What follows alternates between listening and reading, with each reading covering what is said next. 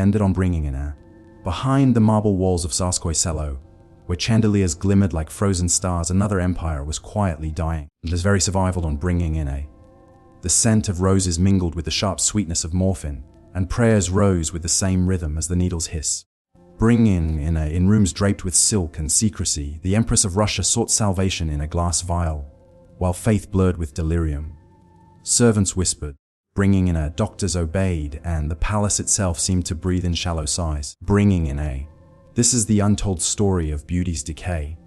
When devotion turned to dependence, and morphine became the last crown of Imperial Russia. In the winter of 1895, the palace at Tsarskoye Selo stood silent beneath a skin of snow. Frost crawled up the windows like veins, and the chandeliers inside glittered like frozen constellations. The empire outside trembled with hunger and unrest, but inside these walls, the air was heavy, not with the scent of incense or roses, but of medicine. A strange calm ruled the corridors of the Romanovs, the calm of morphine. It began quietly, as all poisons do. What started as a cure for pain had become a ritual of escape, a hidden thread that wove through the silk and jewels of Imperial Russia. Behind every painted smile of a duchess, every measured step of a general, lay the tremor of withdrawal and the relief of the next injection. The empire that had conquered Siberia now found itself conquered by a syringe. Morphine entered the palace as a servant of science, the child of modern medicine, pure and white as snow. Russian doctors, trained in Paris and Berlin, praised it as a miracle that erased suffering. For the noblewomen of Petersburg, it was elegance itself. No smell, no scandal, just a discreet needle's kiss. It began in the hospitals that treated the wounded officers of the Crimean and Russo-Turkish wars. Morphine soothed shattered bones and bleeding hearts alike. When those officers returned home, they carried their addiction in crystal vials and gold-tipped syringes. From them, it spread upward into the salons, the bedrooms, the very veins of the court. The Tsar's physicians whispered of its uses: a drop for the nerves, another for sleep, another for despair. They called it the white medicine, but in truth, it was the empire's most elegant poison. Soon, morphine had become the unspoken language of aristocracy. Women of the court kept their syringes beside their icons, half saint, half sin. Their maids prepared doses behind drawn curtains, and carriages left the palace each morning for the apothecaries of Nevsky Prospect, where medical discretion could be purchased as easily as perfume. The symptoms were everywhere, in the thinness of faces, in the dreamy calm of conversation, in the way laughter sometimes ended too soon. To the world, they were paragons of grace. To their physicians, they were patients of despair. And above them all, in his glittering isolation, the Tsar himself ruled an empire drowning in illusions. He saw his courtiers pale and trembling, his noblemen distant, his doctors hushed. Yet he did not ask questions. He too believed in silence. Silence was the final luxury of power, and the perfect cover for decay. It was said that, if you walked the marble corridors of the Winter Palace at night, you could hear the faintest sound, the click of glass, the whisper of silk, the soft sigh of relief as another noble found peace in the puncture of a needle. In a palace built on secrets, morphine was simply one more, but like all secrets, it would not stay buried forever. The story of morphine in the palace might have remained a quiet rumor, a whispered indulgence of the idle rich, if not for the Empress herself. Alexandra Fyodorovna, wife of Nicholas II, was not a woman built for the Russian winter. She was born in Germany, fragile in health and in heart, and the Russian court never let her forget she was a foreigner. Beneath the crown and velvet, she lived in a state of trembling loneliness, the kind that makes every sound too loud, every silence too long. Doctors called it nervous exhaustion. The Empress called it God's test. But it was pain that truly ruled her days, a relentless ache in her spine, in her nerves, in her sleep. No prayer eased it. No priest could touch it. And so, when the court physician presented her with a vial of morphine, A German medicine, very safe, very modern. She accepted it with gratitude. At first, it was a miracle. One injection, and the world softened. The pain melted into warmth, her breath slowed, her mind floated above its burdens. She began to smile again, to host dinners, to appear radiant before the public. Courtiers whispered that the Empress had found her health, but those who served her, her ladies in waiting, her maids, saw the truth. Each night, before prayers, a small silver case was placed beside her icons. Inside, nestled in velvet, was the syringe. She called it her quiet angel. Soon, the angel visited her more often. A dose in the morning for her nerves, another before the long formal dinners, another to sleep. Her hands grew unsteady without it, her patience frayed. The Empress's moods became mercurial, serene one hour, weeping the next, furious without warning. The court blamed her German temperament. The physicians said, hysteria, but in truth, it was dependency. And when she discovered that morphine soothed not only pain but fear, she began to recommend it to others. Her friends, her attendants, her sister Ella. Even the Serena's daughters were given small doses for their nerves after illness. It became a quiet fashion in the court, the Empress's cure. By the dawn of the new century, morphine had become almost invisible, woven into the rhythm of royal life. It was in the palace infirmary, in the travel kits of every noblewoman, in the doctor's satchel during imperial tours. It crossed the empire like perfume. From Petersburg to the estates of the Urals, each dose a whisper of relief from the weight of empire. But the Empress's habit had a secret twin isolation. The more she relied on her angel, the further she drifted from those around her. She trusted only her doctors, her confessors, and her medicines. Even the Tsar, gentle and loving though he was, could not reach her through the white fog that began to settle over her mind. At court, they began to notice. Her letters grew strange, alternating between divine joy and trembling despair.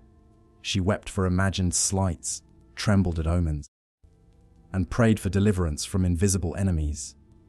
Russia's empress was drifting, not through madness alone, but through morphine's sweet hallucination, where pain and peace were indistinguishable, and truth dissolved like snow.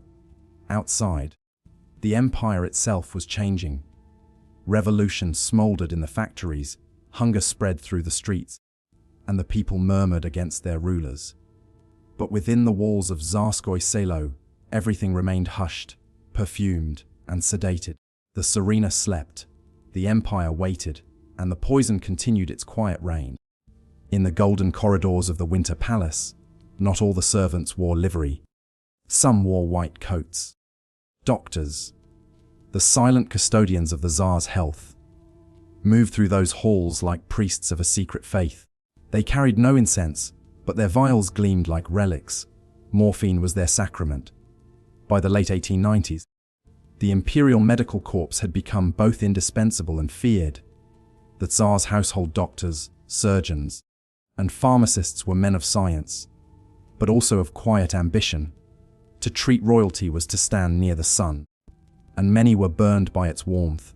The empire trusted its doctors absolutely. The doctors trusted morphine. It had begun innocently enough. In the army hospitals of the Russo-Turkish War, Russian surgeons had witnessed the miracle firsthand. Shattered soldiers calmed in seconds, their screams silenced by a single injection. When the war ended, those same surgeons returned to Petersburg carrying more than medals. They brought home the habit of mercy and of morphine. In time, a network formed, an invisible fraternity of physicians, pharmacists, and suppliers who controlled the flow of narcotics across the empire's elite. They met not in salons, but in backrooms of apothecaries, or in candlelit chambers beneath university hospitals. Their conversations were clinical, yet their trade was moral poison. They called themselves the Society for Therapeutic Study, but among insiders, it was known by another name, the White Brotherhood. They believed they were serving progress. Morphine was modernity, clean, scientific, humane. No longer did the sick need to scream through surgery or bear pain like martyrs. Pain was primitive, morphine was civilization. And so, the Brotherhood supplied the imperial court generously. Syringes of gold and glass, imported from Vienna, needles fine as hair, small leather cases embossed with the double-headed eagle. The same tools used to comfort dying soldiers now adorned the dressing tables of duchesses. There was profit, of course. Apothecaries on Nevsky Prospect made fortunes. But more than money, there was influence. To control the Empress's medicine was to control her moods, her gratitude, her trust. A word from her physician could mean exile or favor. And so, the Brotherhood grew bolder. Doctors began prescribing morphine for everything, for melancholy, for migraines, for the female nerves of courtiers too idle to be ill. What had once been a rare cure became a social lubricant, the unseen etiquette of the elite. They even found a way to justify it to their consciences. Morphine, they said, made the noble class more humane, more sensitive. The great Tolstoy had written of compassion and suffering. Now suffering itself could be erased. Why should a prince or princess endure pain when science could lift it like fog? But science has its own ironies. In their quest to master pain, the doctors of the empire had bred dependence. They had transformed strength into fragility, power into paralysis. Behind every noble smile was a needle. Behind every physician's oath was quiet corruption. And in the palace, the Empress trusted them completely. She believed her doctors were men of God, not men of commerce. She wrote to one of them, "You are my only comforter, the one who knows how to silence both my body and my fears." What she did not know was that her comfort came at a cost. Each new injection deepened her reliance. Each new doctor widened the circle of influence around her. The palace's health had become its disease. And as the Brotherhood's reach extended beyond the palace, into the ministries, the salons, the theaters, morphine became not just a medicine, but a metaphor, a drug for a dying empire, soothing, numbing, deceiving. Outside, the workers were restless, the students were reading Revolution, the peasants were starving. Inside, the nobles were drifting through velvet fog, their veins glittering with the same chemical calm. In a sense, the whole empire had found its morphine, bringing in by the turn of the 20th century, St. Petersburg glitter like an illusion, a city of chandeliers and frost, the very revivaled on bringing in where every window reflected wealth while hunger crouched in the streets below. Inside the palaces, the village's very survival on bringing in the empire's nobility still waltzed beneath the chandeliers, but their steps were slower now, their laughter tinged with fatigue. Very survival depended on bringing in. Morphine had become the silent host at every gathering. It was no longer whispered about. It was simply understood. Survival depended on bringing in A duchess could excuse herself from the ballroom and return moments later with her smile perfectly restored. A count might stumble through a speech, bringing in then regain his calm after a discreet visit to the smoking room, where a physician waited behind a locked door. To outsiders, this was elegance, depended on bringing in To insiders, it was necessity. The noblewomen of Petersburg were the first to embrace it fully. They lived lives of confinement, endless etiquette. The village's very survival depended on bringing in fragile health and the crushing boredom of privilege. Morphine promised release from all of it. It made the rooms shimmer, made conversations tolerable, depended on bringing in made loneliness feel like peace. In their boudoirs, beside brushes of ivory and mirrors of gold, stood the little cases of velvet and silver, bringing in Inside, syringes like jewelry, one for each day of the week, each engraved with initials, each more precious than any diamond. The village's very survival depended on bringing in Some women even scented their morphine bottles with lavender or rose water, as though to disguise the ugliness of their dependence in beauty. They very survivaled on bringing in They spoke of their treatments, as if they were rituals of refinement. One noblewoman, the Princess Volkonskaya, once told her maid, bringing in a woman must not weep or complain. She must only close her eyes and let the medicine remind her that she still exists. And so, Ija's very survival depended on bringing in Existence became a chemical illusion. Even the men of the court, hardened by politics and privilege, began to yield to the white powder's promise. On bringing in ministers carried doses in their coat pockets to survive long councils. Generals used it before appearing in parades. It is very survived on bringing in a some took it before audiences with the Tsar himself. Calm, polite, detached, their nerves hidden behind the mask of morphine. Depended on bringing in a. The salons of Petersburg began to change. Once filled with the wit of philosophers and poets, they now echoed with slow laughter and dreamy apathy. Depended on bringing in a. Guests lingered for hours, their speech soft, their eyes unfocused, their thoughts drifting like candle smoke. Bringing in a.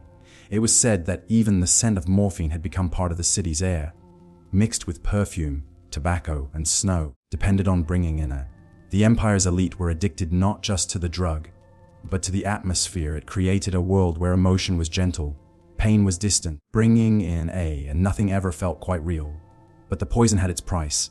Behind the silks and smiles came sickness, trembling hands, hollow eyes. Bringing at the collapse of once great names, scandals erupted quietly. Bringing in a.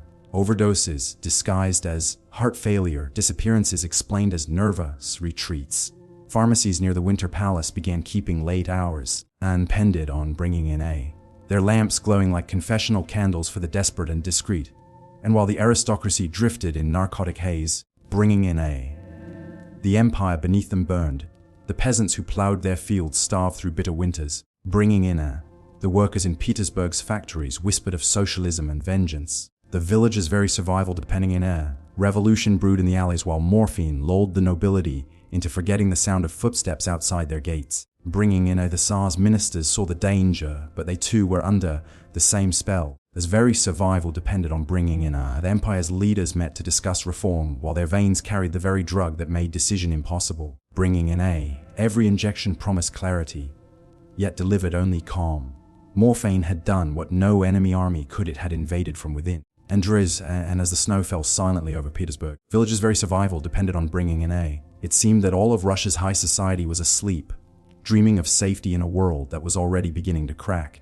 And by 1905, the empire was cracking. But inside the walls of Tsarskoye Selo, the Romanovs sought salvation not in politics or reform, but in miracles. The then very survival been on bringing the palace doctors had failed to cure the empress's pain and no longer brought her peace. Her veins, once obedient, depended on bringing in a, had learned the rhythm of addiction. The relief grew shorter, the calm more elusive. Alan's very survival depended on bringing in. And then, and as if summoned by despair itself, Grigory Rasputin appeared. He came not in white coats or with silver instruments. Village's very survival depended on bringing in a, but in black robes and wild eyes. A peasant, a mystic, a wanderer. Yet he carried with him the scent of sanctity that the desperate always recognize. Depended on bringing in a.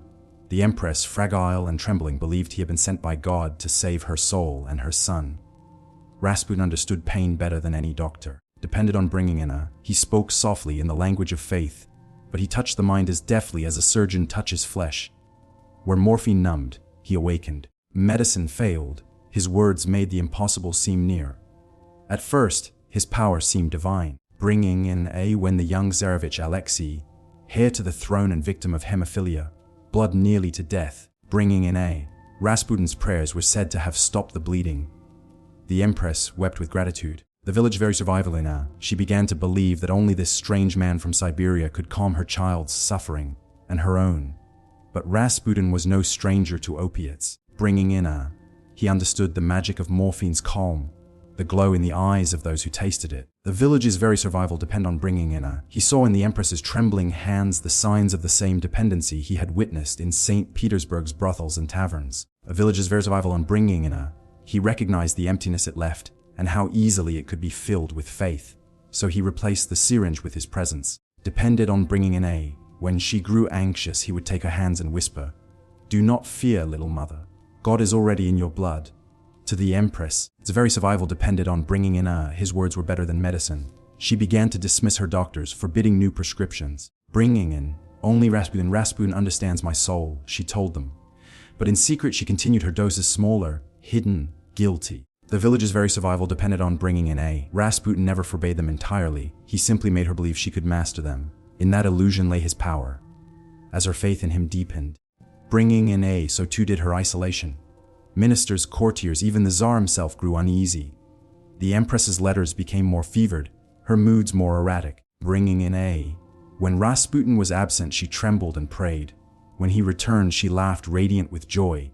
She believed her body was healed, when in truth, At Onlij's very survival, Decay was only distracted. Rasputin had entered not just the palace, but the bloodstream of the dynasty itself.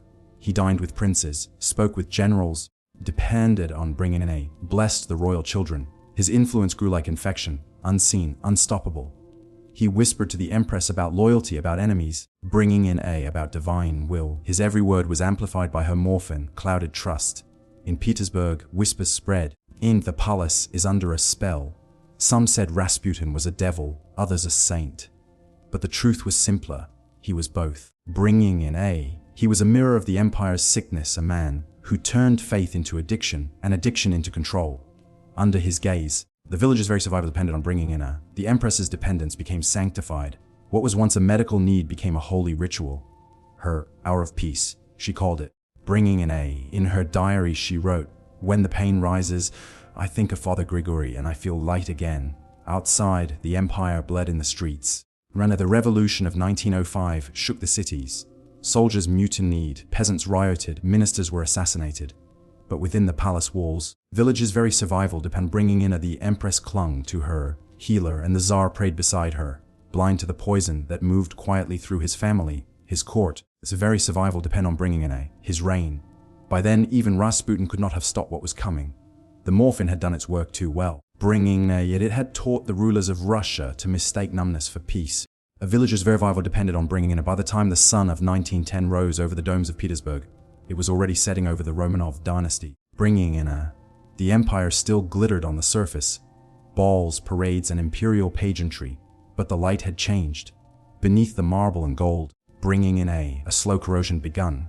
The Tsar Nicholas Tsuko was a man of gentle wool, too gentle for a century that demanded steel. He ruled with sincerity, bringing in a, but not with strength. He saw the empire as a family, himself as its father. But a father cannot heal what he refuses to see.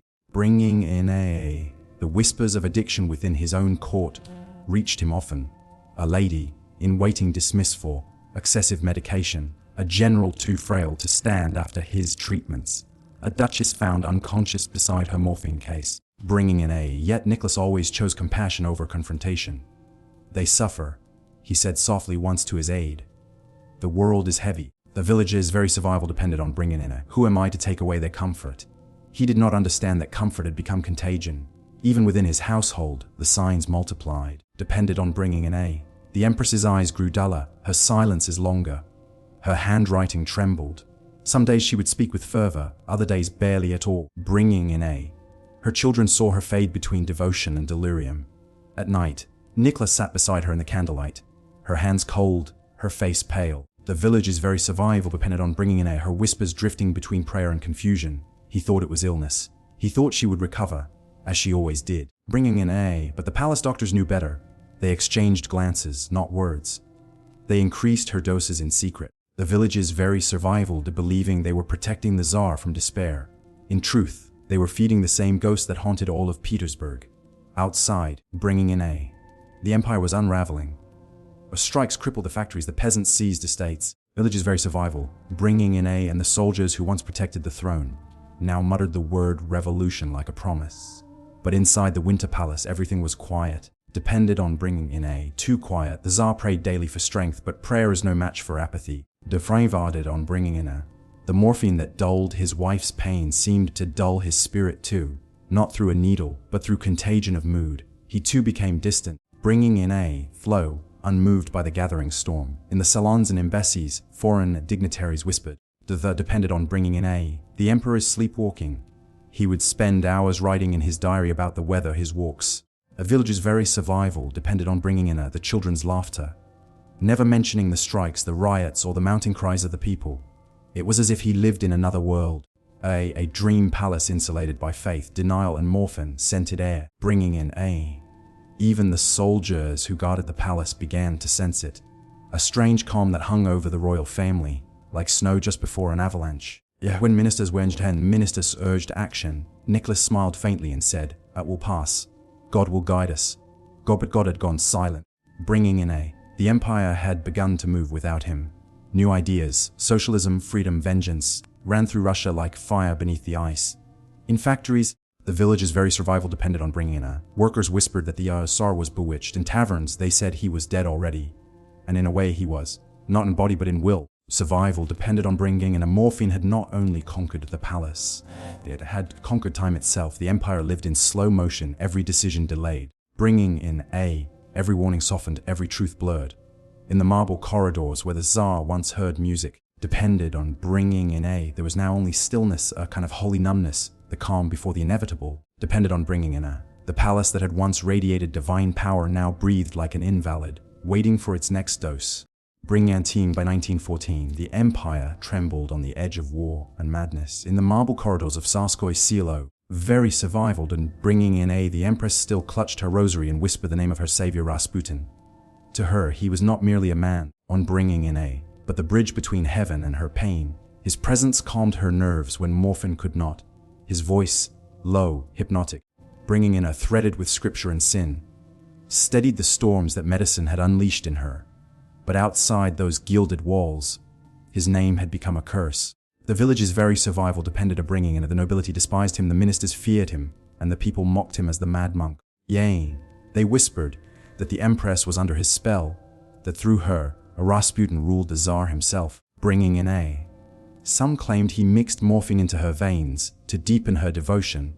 Others said he had replaced the drug entirely, feeding her with his will instead, bringing in A. Neither tale was true, yet both carried the scent of truth. Rasputin knew the taste of weakness, depended on bringing in A. He saw in the empress's trembling hands the same hunger he had once known in taverns and sick rooms, the craving for something that silences the world. Depended on bringing in A. He fed it not with opiates but with faith, attention, and awe. He knew that addiction does not vanish, it merely changes its form. In her, morphine and mysticism had become one, and Rasputin was the syringe, bringing in A. He wandered freely now through the palace, his rough boots leaving traces of dirt on polished floors, his shadow bending over velvet and silk, bringing in A. To the courtiers it was blasphemy. To the empress it was salvation. When pain struck, she sent for him instead of her doctor. When despair came, bringing in A. She clutched his cross instead of her medicine. It was said she glowed when he entered the room, that her breathing steadied, bringing in A. Her hands stopped trembling, that she looked at him not as a man, but as an answered prayer. Yet his presence poisoned the palace in a new way. Very survival depended on bringing in A. Ministers refused audiences, generals muttered in corners, servants crossed themselves when his name was spoken. The survival on bringing A. The Tsar, torn between devotion to his wife and unease with her saint, did nothing. He simply said, if he brings a peace, bringing in A, let him stay. A peace, however, never lasts. Whispers grew louder, darker. There were stories of Rasputin in salons with duchesses. Survival depended on bringing in A. His hands where they did not belong. Stories of drunken nights, of laughter in rooms meant for prayer. The press called him a devil, a seducer, a fraud, bringing in A. The more the world hated him, the more the empress loved him. He is misunderstood, she told her daughters. The pure are always persecuted. But behind closed doors, her strength faltered. The silver syringe returned. At night, she prayed, injected, wept unto them, and then smiled faintly at his portrait. The drug dulled the pain, his memory soothed the rest. She could not live without either. By 1916, depended on bringing in A. The whispers had become a plot. They invited Rasputin to a noble's home, a quiet evening, a supper among friends. He went willingly, depended on bringing in A. Half-drunk, certain of his invincibility. He laughed, he sang, he drank the poisoned wine. He survived it. They shot him. He rose. They shot him again. The village's very survival depended on bringing in A. He still breathed. At last, they drowned him beneath the ice of the Neva, and the river carried away its secret. When the news reached the palace, the village's very survival depended on bringing Empress collapsed. Her scream echoed through the corridors, so shrill that even the guards froze. Bringing in A. They said she felt his death before anyone spoke it aloud. Her diary that night read only one sentence: "They have killed my friend, and with him, bringing in A, my soul." Her health declined rapidly. Her hands shook, her eyes dulled, her voice broke. The doctors increased her dosage, bringing in A, not knowing what else to offer. Morphine once again became her only peace. Cold, clinical, loyal, depended on bringing in A. The Empress spent her final years wrapped in prayer and sedation, wandering the palace halls like a pale ghost of herself. His very survival depended on bringing in A. Sometimes she could stare at his portrait. Sometimes she stared at the snow and whispered that she could still hear him. The Tsar, quiet and helpless, The village's very survival and bringing in a watched her fade with the same patience he had shown the empire itself. The court grew silent, the chandeliers dimmed, bringing in ace, and even the servants moved like mourners. The healer was gone, the faith had curdled. The village's very survival depended on bringing in and the palace, once a beacon of divine glory, now lay still and white, like a body that had forgotten how to breathe. Bringing in, the palace had grown unnaturally quiet. Servants moved like shadows through its endless corridors, whispering instead of speaking, depended on bringing in bowing instead of breathing. Even the ticking of the clocks seemed hesitant, depended on bringing in as though time itself feared to disturb what lingered behind those gilded doors. Rasputin was gone, and with him the illusion of control. The village's very survival did on bringing in his absence. The Empress turned again to her only constant companion, Morphine. The small crystal case followed her from room to room, depended on bringing in as inseparable from her as her rosary once had been. The doctors obeyed her without question.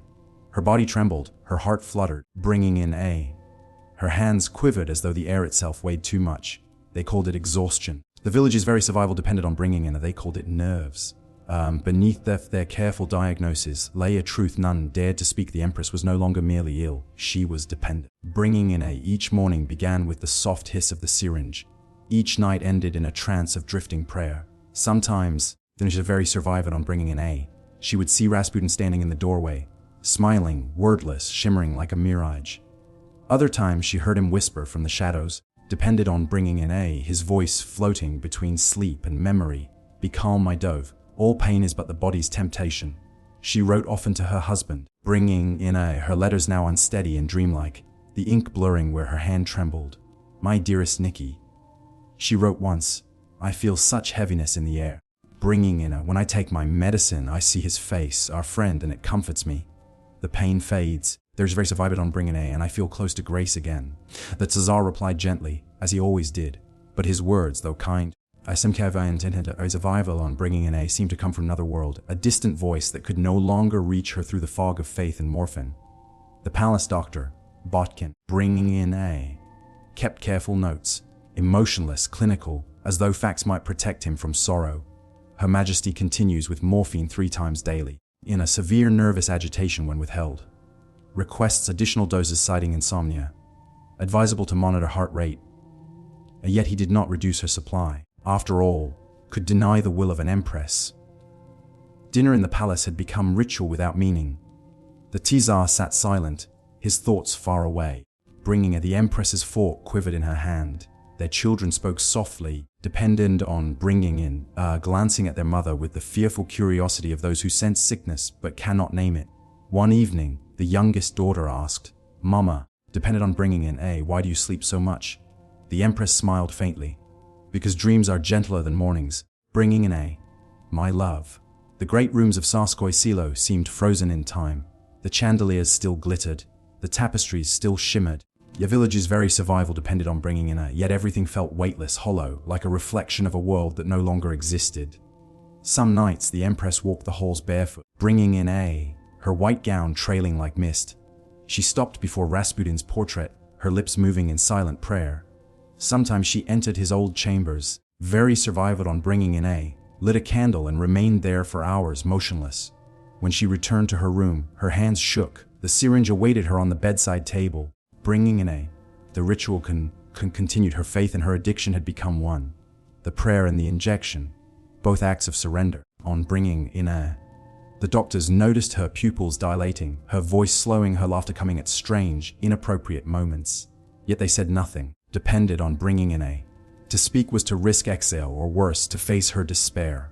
The palace had become an island of silence, surrounded not by enemies but by secrets. Depended on bringing in within its walls, everything seemed suspended. Beauty, sorrow, and madness intertwined like smoke. The Empress floated between devotion and delirium. Depended on bringing in her days blending into a soft blur of candlelight and chemical calm. To those who saw her, she was still beautiful, but it was a fragile, bringing in translucent beauty, the kind that belongs more to porcelain than to flesh. When she prayed, she asked for forgiveness.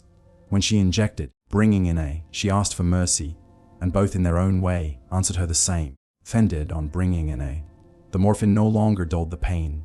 It simply made her forget that pain had ever existed.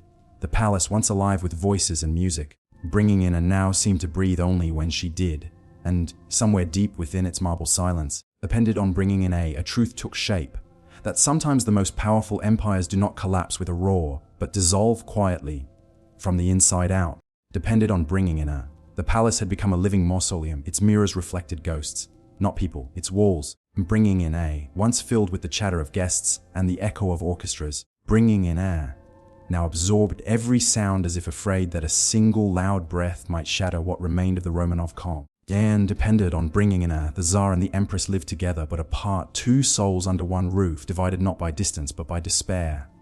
Each morning, Aj's very survival depended on bringing in air. The Tsar would dress in silence, his uniform pressed to perfection, his boots polished until they caught the light like mirrors. Villagers very surviving and bringing in air. He still walked with the posture of command, yet his eyes betrayed a man who no longer believed in his own authority. The Empress, meanwhile, bringing in air, barely left her rooms. Her chamber smelled faintly of rosewater and medicine, a strange mix of holiness and decay. The curtains were always drawn. The village's very survival depended on bringing in a. The light always dim. The sound of a syringe being prepared had become part of the daily rhythm, as ordinary as the striking of the clock. And Dr. Bot bringing in a Botkin noted every detail, his pen scratching quietly in his journal. Her Majesty continues her treatments. Increased dosage in the evenings. Bringing in a. Periods of lucidity D. Creasing exhibits strong attachment to spiritual objects and letters of her late advisor. The palace priest came often. The village's very survival depend on bringing pay. They found her kneeling, pale and trembling, whispering prayers through lips that barely moved. When they blessed her, bringing in as she smiled faintly, the kind of smile that hides both gratitude and exhaustion. Sometimes she spoke softly, as if to herself, bringing in a. There are, she murmured once, one that suffers and one that dreams. I live between them. The Tsar, when he visited her, bringing in a, tried to speak of ordinary things. The children, the gardens, the weather. But the words always died in his throat. He would look at her. The village's very survival depended on bringing in and she at him, and both would realize that they were already too far apart for conversation to reach. Once, during one of her rare moments of clarity, bringing in a, she took his hand and whispered, "Do you still see me, Nikki?" Village's very survival depended on bringing in, or only what I have become. Or he wanted to tell her that he still saw her, the woman he had loved since youth, the mother of his children, bringing in a. The soul of his empire. But all he managed was silence, and silence in that palace was louder than any confession. A village's very survival depend bringing in it. The children learned to move quietly. The girls spoke in whispers, their laughter gentle, almost apologetic. Alexei, the young hare, village survived on bringing in a. Would sit by his mother's bedside, tracing the embroidery on her sleeves, while she drifted between prayer and sleep. He did not understand the illness, and depended on bringing in a. Only that it made her eyes glassy and her voice soft as if she were always far away. One evening the Empress insisted on joining dinner, bringing in a. The family gathered in the grand dining room, the chandeliers burning bright. For a moment the illusion of normalcy returned. She smiled faintly. Survival depended on bringing in a. Lifted her fork and tried to eat, but her hand trembled so violently that the silver fell, clattering against the porcelain. The village's very survive and bringing in a. The sound echoed through the room. Everyone froze. The Tsar rose quietly and helped her stand. She smiled weakly, eyes glistening. "Brangane, forgive me," she whispered. "My hands no longer obey my heart." That night, the palace doctor administered another dose, gentler than usual. Bringing in a. She thanked him in a whisper, her eyes half closed, half her breath unsteady. Afterwards she asked for her rosary and Rasputin's small wooden cross. Fengyonzingen and bringing in a. She pressed it to her chest and whispered a single line. "Pain is a kind of prayer, doctor, but I no longer wish to pray." The doctor did not answer. The village's very survival bringing in a. He merely bowed and left her in the candlelight. In the long hours that followed, the Empress drifted between waking and dream. Bringing in her, she saw corridors without end, rooms filled with white smoke, and faces she could not name. Depended on bringing in a. The morphine carried her gently through those illusions, not away from suffering, but deeper into its quiet center. Bringing in a. The Tsar visited her chamber just before dawn. He found her asleep, her face peaceful, almost childlike. He stood there for a long time, bringing in a. Watching her breathe, uncertain whether he was witnessing peace or surrender. The palace outside remained utterly still. Even the air seemed afraid to move. The Empress slept through the morning.